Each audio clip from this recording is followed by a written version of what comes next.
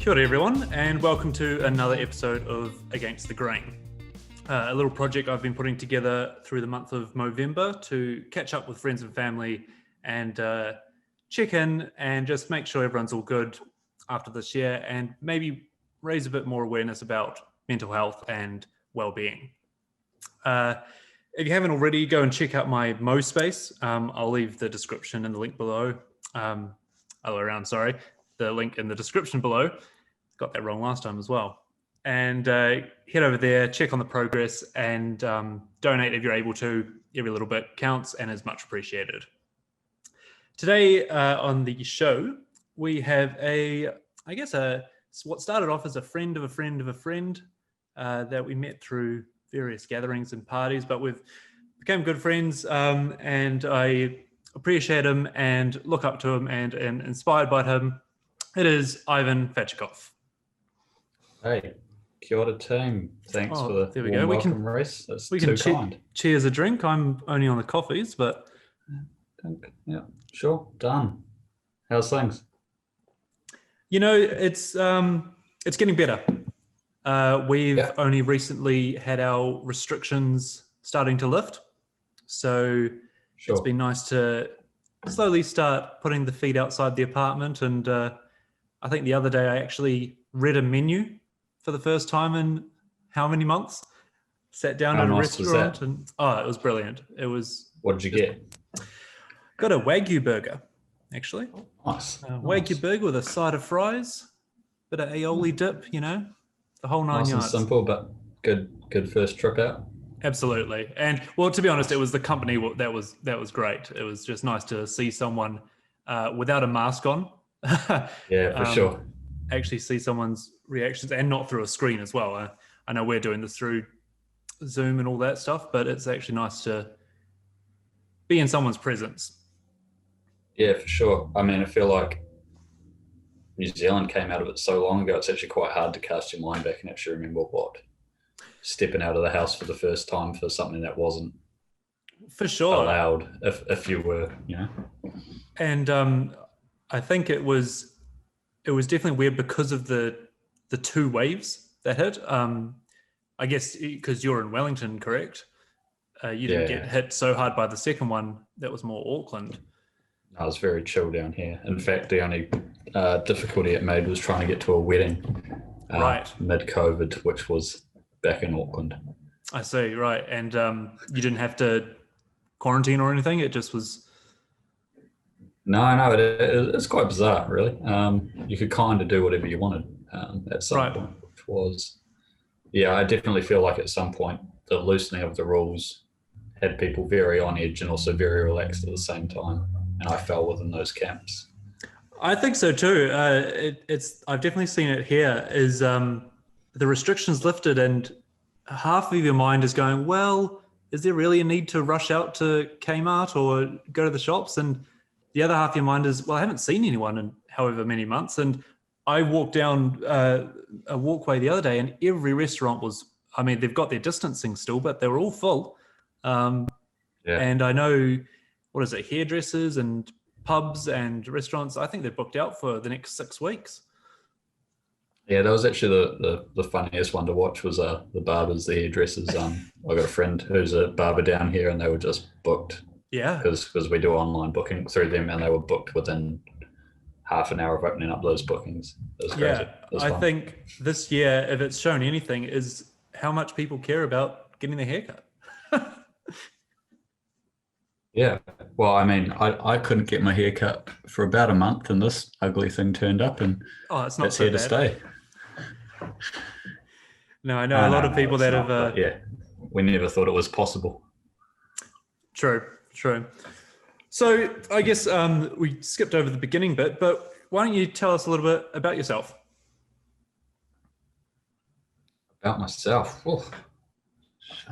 I'm hitting with the hard questions of journalism. That's quite a daunting one in 2020.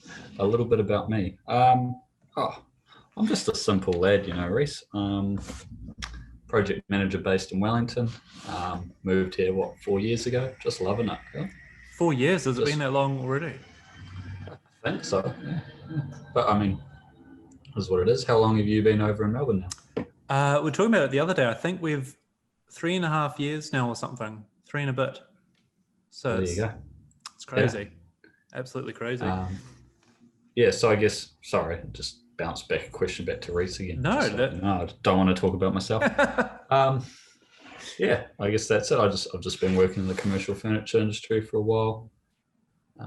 Travel New Zealand, wanted to move to Wellington, get out of Auckland, and here we are, enjoying what is the lovely little capital of New Zealand.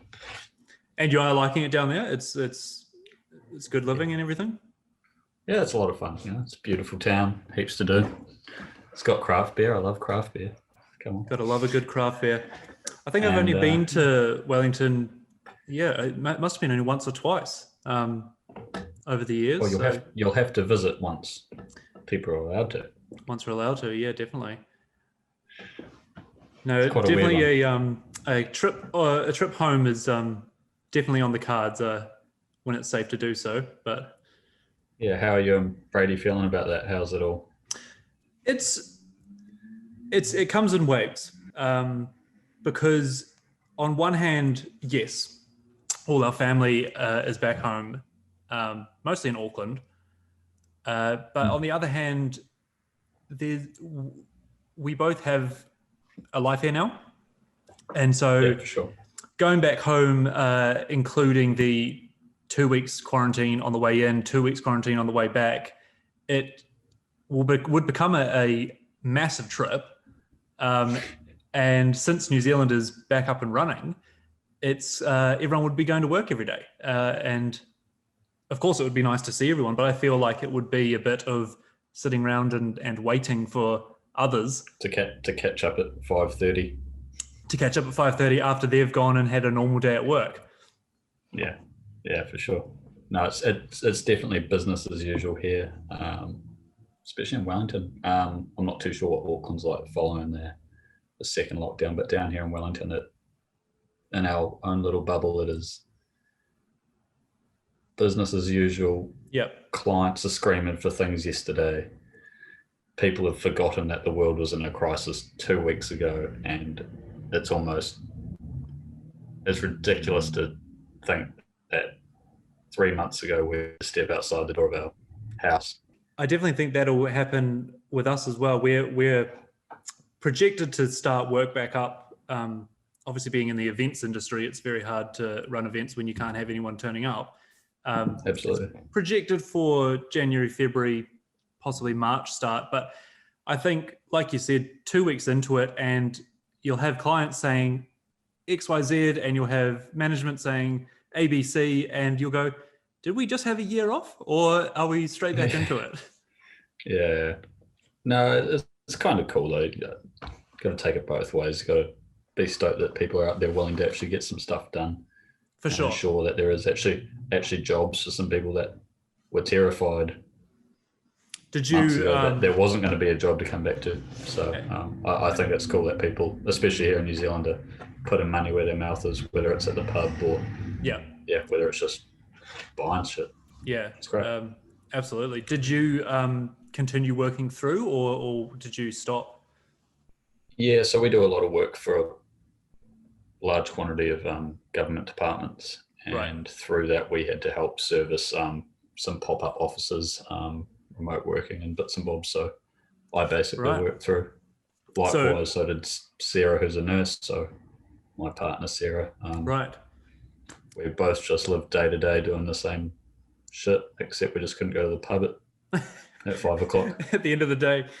Yeah. And did you? Do you think that took an effect, whether it be positive or negative, or got through just not being able to, I don't know, have a weekend, have somewhere to go? It was just you're stuck at home or you're at work. Well, I think for us, actually being able to leave the house was really positive. Sarah doing her scheduled work as a nurse, which is quite random. There's no standard Monday to Friday for her. And myself, it was just good to just pop out of the house. Otherwise, I probably would have sat at home. Yeah. Sure, I would have been near a computer, but I don't know how productive I would have been. Of course. We definitely have found that we're lucky enough. I'm sitting at it now. We have a desk space, and that's helped. Nice. Brady was working from home for a bit, and just to be able to go, okay, sit down at the desk, do a couple of hours of work, and then go to the couch to watch TV, or stand up and walk away from it. Separate it. Yeah, but actually for sure. separate it. We don't have a separate room, being in an apartment, but just to have a space was pretty good. But yeah, I guess if you're both working, it's almost kind of close to normal that you go and do your own thing, and then you come back and catch up at the end of the day. Yeah, it was. I think we dealt with it really well. We've got 2 other flatmates here as well. One of them headed home to be with family. Right. They were due to stay with us for the time, and then they packed up that morning before the borders shut and left. And then our other flatmate, who's from America, stayed here. So we actually had a nice tight-knit team, and we all just cooked together. Oh yeah, made life what it was in between, and then had a normal life. And everyone gets along in the flat. It's all smooth sailing. Yeah, no, it's all really good stuff. So we got a real positive flat here. Nice. Do you have? It's a weird thing. I've never flatted with people. I moved out of home, and me and Brady moved in together, and then we got married, and the rest is history. But with flatting with people, do you think? Do you have? I guess rules might be a too strong a word, but do you have rules of if you come home and you're just like, I've had a really shitty day, I don't want to have anything to do with a group activity or whatever. Do you have open communication in that way, or how does that work? Within this flat, it's probably not such a verbal thing. I think it's more of you can tell if people just need that space, and there's no pressure there. And probably similar to our previous flat where this group has come from, we had a team of 6 where probably 60% of the people were very loud, very keen people to hang about, always get amongst it, always have a laugh at the end of the day. And with that meant if you didn't feel like it, at least somebody else in the house would be keen to jump in with them, make some noise, and the place was big enough that you actually had that space to go, cool, I'm not dealing with this today. Sure. Whereas this place is a bit smaller. It doesn't have to be a verbal thing, but as long as you're all on the same page that, if someone comes home and walks off, you don't have to follow them and be like, come on, we have to have a flat dinner. We have to do X, Y, Z. Yeah, no, I think coming from previous flats prior to being in Wellington, there's definitely been involved in those kind of situations where everybody feels like because you live together, you have to be a constant family that's in one another's pockets. Yeah. Which can give you a bit of a mental tear, but it is nice being, especially flatting as you move into the later 20s with some people that, young professionals, they're trying to do the same thing. It's actually quite easy to work with those people. So I guess on that, I'd say, I guess I'd say if you personally, if you were having like a bad time or a rough day or something like that, what's in your toolbox, I guess, of taking care of yourself mentally? Do you have stuff you go straight to, or how do you deal with it? A tough day for me, every day at work, you mean? No, I think, it's such a cliche, isn't it? Probably a way that I deal with stress or try to deal with it ahead of times is I just try to hit the road. I try to go for a run. I try to go to kickboxing. Actually try to do some physical work that actually kind of tires you out there. One thing I like to think about with my kickboxing is, especially if you're having a bad day, something like kickboxing, a sparring session with a team member, somehow that humbles you, brings you back to not thinking that you're better than any situation, because you kind of battle that out. You play those lines out with somebody else and realize that you're not always going to come out on top. Right. So the fact that you've got someone else there, not just a punching bag, but they can throw you down as well. And you can get clipped. I think recently someone was like, oh, you think you're better than everybody. This was at work, and I went, no, not at all. Like, the complete opposite. That's not how that works. Right. And I think it's from situations like that where you actually get taught the lesson on a daily, because you get your ass kicked on a daily, outside of a realm where, yeah, sure, maybe you do have that expertise, but I think it's important to have those moments of I suck at this, to realize that other moments of your life can suck. No, I think that's pretty spot on. And I guess it brings it to, you said you project manage. So I guess you are, you have people below you that you might tell what to do or instruct or so on and so forth, being a project manager. How do you deal with, or how do you feel dealing with telling people what to do in a certain job situation?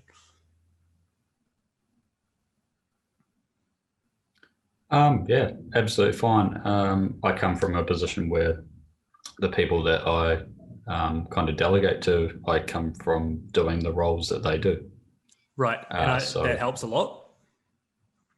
Yeah, exactly. So I'm not ever trying to tell somebody to do.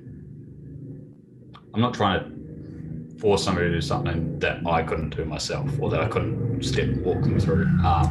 Right. And never setting unrealistic expectations, except all the time when I set unrealistic expectations. It's quite an interesting one, but yeah. As a young guy within the industry, within the role that I have, that can sometimes be an interesting one. Do you have 10 years older, trying to say? That's what I was going to ask. Is do you have people that are below you? It sounds bad, but people that you're managing that are older than you. Yeah, for sure. Yeah, and all the same age. So it can be a bit of a grey area there, but it's just what it is. Right. And do you sorry, go ahead. No. All I was going to say is I think it's just important that you make those friendships, and you also make people aware that you're not coming from a place of bossing somebody around, but you actually know what you're talking about. Yeah, that kind of ties in with what I was going to say is, do you value, or do you make sure that communication is open, whether it be at after work drinks or in the morning when you're grabbing coffee, that it's like, all right, when we're off the job, cool, let's have a conversation, but I just need you to do the job when we need to do it. Yeah, well, it's quite interesting. I work with, I've got 4 of my own team that work directly under me within the company, but then we also subcontract a lot of work out. So whilst I've got a strong relationship with my team, it's also quite impersonal at the same time, which is quite interesting, moving into a larger company. How do you mean by that? Probably when I say impersonal, there's just a large expectation to get things done. Right. So it's quite often get into it, get things underway. There's not a lot of mucking around at 8 a.m. in the morning for a coffee, and not often is a beer shared, but there is morale there with the team on site, and I think that's the strongest thing, at least for my team members. I want them to be strong, and then we just keep those communication lines open. So how would you? Yeah. So how would you boost the morale of the team if it? My cliche examples are coffee in the morning and beers after work, but how do you make sure everyone's all good and everyone's happy working? That's always a hard one that I find myself falling into. I suppose it is the odd coffee, it is the odd barbecue and beers. Thing I feel is we just do it because we don't spend the time there. Right. General, just a bit of chit chat on site as well, so I catch up with my guys. But I think we could do more there. But that's maybe a chat for me to have with my manager. Maybe not here. No, it's a performance review, Reese. It is. I'm going to report back. I'm currently filling in a sheet. Yeah. No, I just think it's interesting in the workplace that it can get overlooked quite frequently because of the classics. Well, we just got to get the job done, or we just got to do it. And while that is true, yeah, I think it's just interesting that team aspect of being. It's a bit hard to put into words, I guess. I'm not saying come into work and be like, well, I don't want to do the job today because X, Y, Z. It's like, no, we still have a job to do. But I guess as a manager, it'd be nice to be like, I don't know, just maybe get a gauge on how everyone's feeling and express how you're feeling as well. So they're not always like, won't be making assumptions like, oh, here comes the boss again, just going to yell at us to do the job. Yeah, no, I think it's quite an interesting one. Definitely a learning curve I've been taking on over the last, because this role's been new within, well, I say new, it's now 14 months. Right. But learning to manage a team directly, as well as large clients, has been a radical learning curve for myself, which is exactly what I asked for when I took the job. And understand that there's still more areas that we can grow in. But yeah, I think it's quite interesting being in a company where the onus is put on getting a job done rather than actually creating that morale. Especially when you're in a bigger machine than I've previously been in, where that morale was a bit more like, well, the job's done, bugger it, let's go for a beer. Whereas now it's, this job's done, on to the next one. So right. Yeah, and I guess especially with work, it's always gonna come in waves of being busier and having quiet periods and stuff like that. So I guess this year, with things quietening down in some areas and being busy in others, have you picked up anything outside of work? I know you mentioned kickboxing. I don't know how long you've been doing that for, but yeah. So that's been 2 years. Running, probably something that you and I share. You seem to be running on and off, and I'm probably about the same. I think I've started running this year 4 times. Nice. Yeah. I'm probably the same. I keep getting straight into it, and then I kind of let it go for a bit, straight into it, let it go. One thing that I've picked up 4 times is Te.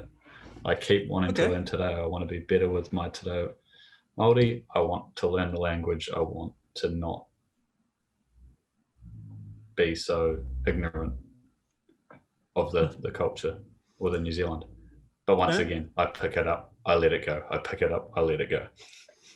And do you think that's again, not specifically learning a language, because that's a big one, but even with the running and stuff like that, do you think it's just a routine thing, or it's life gets in the way, I guess? Or I think for me, it's been very much like you said, I'm keen, I'll get into it, and then it just takes a day or two of going, oh, maybe not today, and then suddenly you're back in I haven't run for 7 weeks.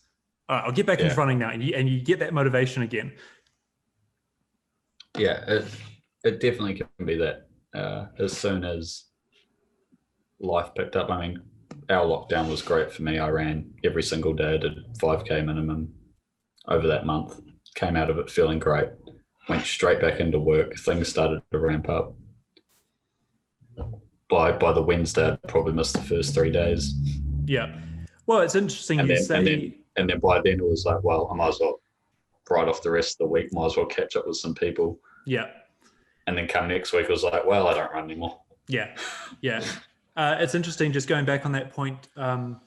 You said you got into the running through lockdown. You went every day and came out of it feeling great. So did, as weird as it was for everyone, I guess, so lockdown, you found nice to have that time to work on things yourself? Yeah, no, it's fantastic, because work was quieter. Whilst I went to work every day, it was quite token in a way as well. And then I had plenty of spare time in the evening. I wasn't working late. I wasn't behind a laptop or on a side. So yeah. Nice.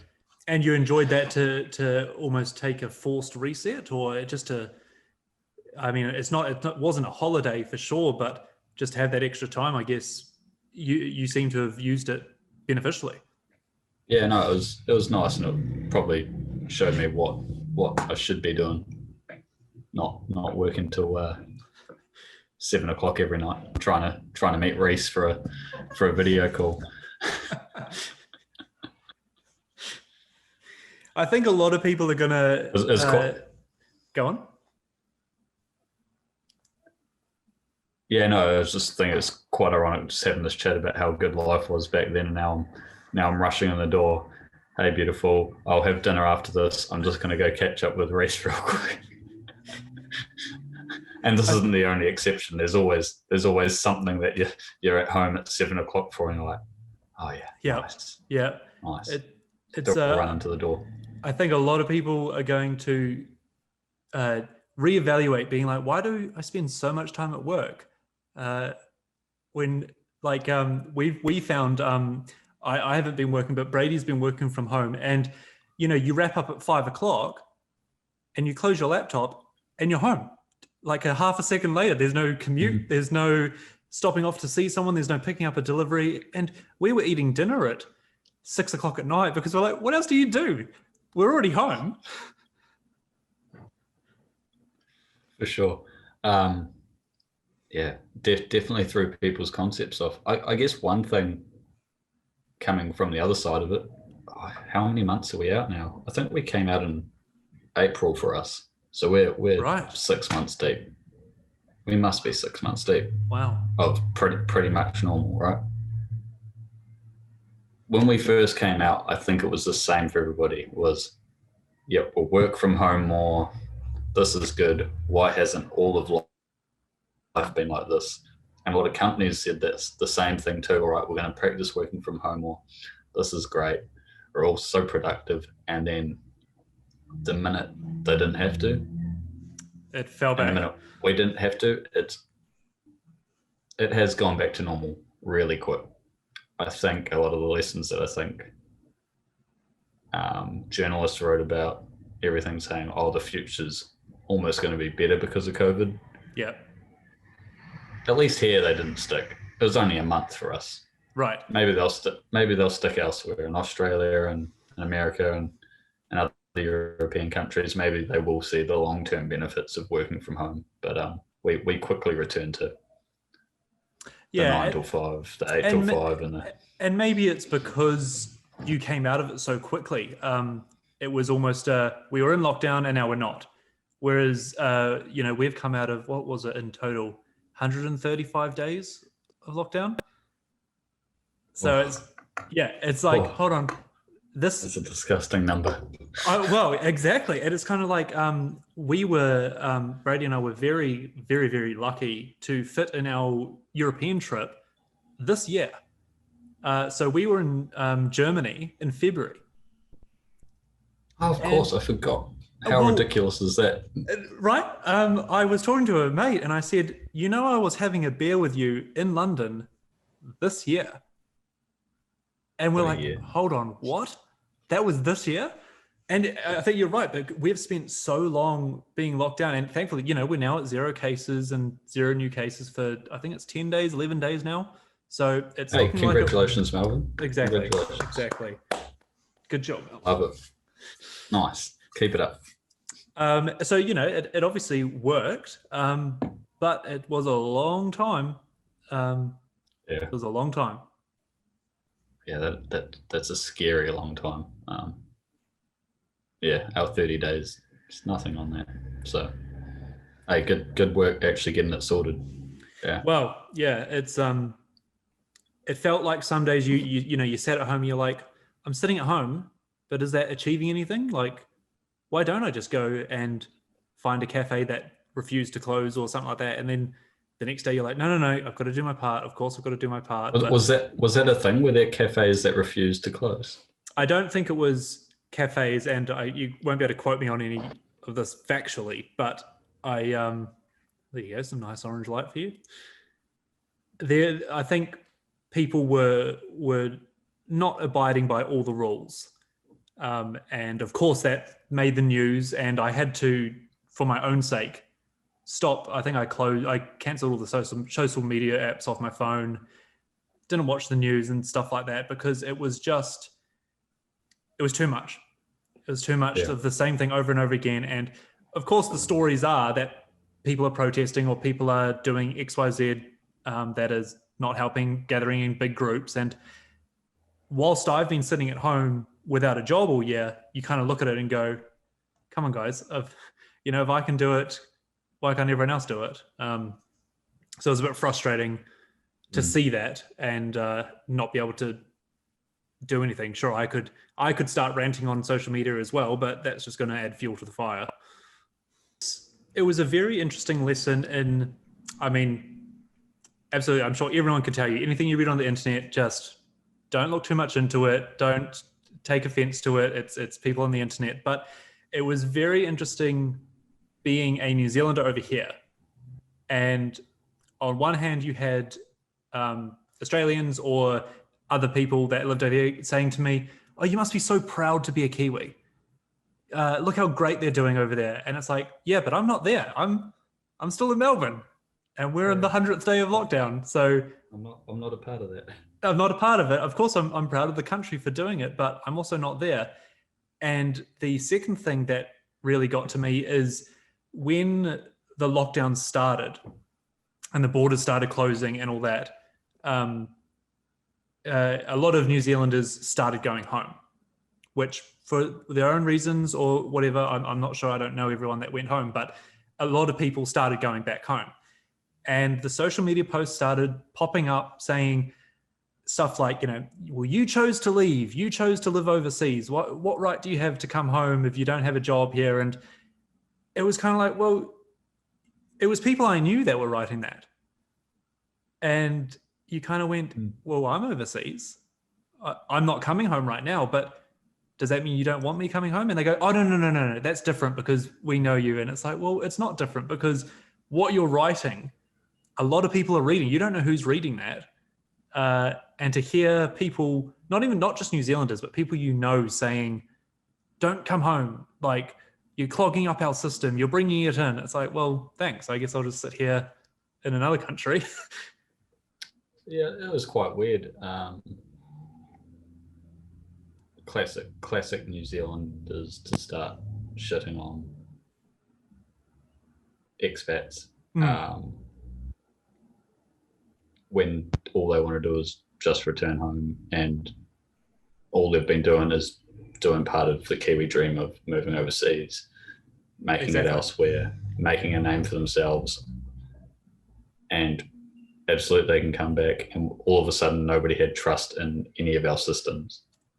Yeah. And it was quite easy for people to be like, yes, we should shut the borders to everybody. They've had enough time. Don't let them in. Yeah. They should have got back by now. And I mean, it got everywhere. I mean, at one point I was like, yeah, no, we should shut down the borders. And no, that's not fair. That's an absolutely ridiculous thing to say. I think so. And that brings me back to why I had to step away from social medias, is because it was like, you end up thinking, well, yeah, maybe, hold on, maybe they're right. You scroll and you see the same thing written again and again. And you catch yourself saying something and going, hold on a second. I don't really believe that. No. Why was I saying that? It's a horrible thing to believe. Yeah. One query I wanted to ask was, you mentioned that you were currently unemployed. Yeah. And query from my end was that pre-COVID? Is that due to COVID?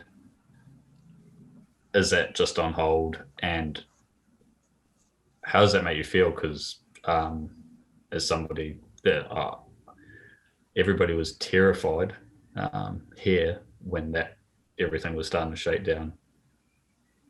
And it was a big question on a lot of people's minds of what are they going to feel like when they wake up tomorrow? Yeah, so we got back from Europe at the end of February. So ironically, it was kind of chasing us around. And I think it was a week and a half, maybe 2 weeks before the borders closed. And then we went to lockdown, and it just dominoed after that. Being in an event-based job, the convention center had to close, and I am employed as a casual because of the different hours that we do. We sometimes we have to work overnight, sometimes we have to do weekends, sometimes we have to do longer shifts, shorter shifts. It just works out better to be a casual. So they closed down and they said, hey, look, we're going to keep paying you for X amount of time because this is obviously unforeseen. The world doesn't know what's happening. Then all the, so that was like, okay, I guess I just had a holiday, but I guess I can sit at home and, I'd read my book, I had watched my Netflix series and sure, okay, I can, no one knows what's going on. We can deal with this. And then progress forward a bit in time and I believe they were called job seeker or job keepers started to come out, which was government support. And through some technicalities or whatnot, the convention centre being partly government owned didn't quite qualify for the right things. So that wasn't applied to us. Okay. Then after a while, there came a one for New Zealanders that were living in Australia, but we hadn't lived here long enough to qualify for it. So, okay, throw that one under the rug. And then finally, the convention centre actually notified us that they were going to keep paying us half of our average hours of last year until September. And we all went, that's fantastic. That's absolutely brilliant. Obviously differs. It's a lot better than nothing. It's a lot better than nothing. And yes, it was still uncertain. And obviously it varies for different people who worked different hours last year, but at least it was something. And then come September, that was when Melbourne was diving again. And everyone in Melbourne was like, okay, the other states are opening up. What's happening down here? And they have extended it to the end of March. Cool. So yeah, financially, it's fine. We're okay. Brady still has a scholarship, so we still have an income. And we've been lucky enough not to have to worry on that half. It more hit that there was nothing to do. Yeah, for sure. I think that's probably a big one. Yeah, it was a big one, especially for me, who I think I'm quite social, and even the theatre closed down. The music scene closed down. The pubs, the bars, the gathering places all closed down, and you're like, okay, I can watch Netflix, I can play PlayStation, but after a week or two, you don't. I think I turned on the TV some days and had it on the loading screen, and then just turned it off after an hour because I don't actually want to watch anything. So no, I think it was tough to try and get outside because I wasn't going to the shops. I wasn't going to meet someone. It was like, well, you need to go outside because you need to walk around the block. It's like, yeah, but I've walked around the block 7 times this year. Okay, I'll do another route. All right, well, now I've done that one a lot of times. And the repetitiveness of wake up, do nothing, go to sleep. Wake up, do nothing, go to sleep. It just, it weighed heavy. It did weigh heavy. Yeah, for sure, especially after 135 days. I felt like with the 31 days, well, the job to semi-attend and then filling it in with other stuff, my 31 days flew, but I think after 50 days, I would have been pretty over it. And then definitely after 100 days, I might have been joining the mob down the street protesting. Sadly, I'd like to think I wouldn't, but I probably would have been. One thing, I say we did, but it was more of an Ivan decision just before lockdown. So there was that, I don't know, we got like 3 days notice before we went to what we deemed level 3. Then we had 4 days or 48 hours notice before we went to like, this is it. Yep. Stay the fuck inside. I went out. I bought a ton of booze. I filled up the car. I bought a bunch of bottles of whiskey, a bunch of boxes of beer, looked like a crazy person. Come home, stack them in the fridge, stack them in the cupboard, and I was like, that'll do. Yep. And then the day before lockdown, I'm not much of a gamer, which you may or may not be aware of. Used to as a teenager here and there, but Sure. I was like, we're going to be inside for a month. Yeah. We need to sort this out. So I went out and I bought an Xbox One because I couldn't find a PlayStation 4 at the time, because everybody had the same idea. We're going into lockdown. I need a PlayStation 4 to deal with the next however long. Yeah. Had it. It was great. Played some old favorites like Halo, Fable. Really enjoyed it, and then tried to play some other games and went, don't really care. Now I've got a $700 Xbox downstairs that I need to sell. But yeah, my downtime between work, trying to train, that probably is one of my biggest downtime, like relaxation, which is, does sound ridiculous, but that's get it out of my head. Absolutely. And for me, I like to, take a drink. I was just going to say, I definitely, that's fine. If that's your thing. I just wondered if there was a less physical one activity. Oh, did you forget the first half of that story when I went straight to the liquor store and bought a ton of this? Fair enough. It's a bit self-destructive, but that one's quite enjoyable. I also like to spend my time playing simple games like Sudoku. Right. That's something I like to spend my time with. Used to be a big reader, but for whatever reason, that's not a big thing as an adult now. Yeah. No. I'm a simple guy. Just try to sleep when I'm not at work. Yep. Yeah. And yeah, just watching fights. That's probably my other big one. Watching fights and sports. So because that's probably where you're quite big into the UFC and stuff, aren't you? Yeah, MMA and kickboxing. So yeah, that's my downtime. So rather than playing games and bits and bobs, I'd just rather watch other people hurt each other. That's nice. Yeah. And with your kickboxing, are you training to get into competitions, or is it just more of a keeping fit?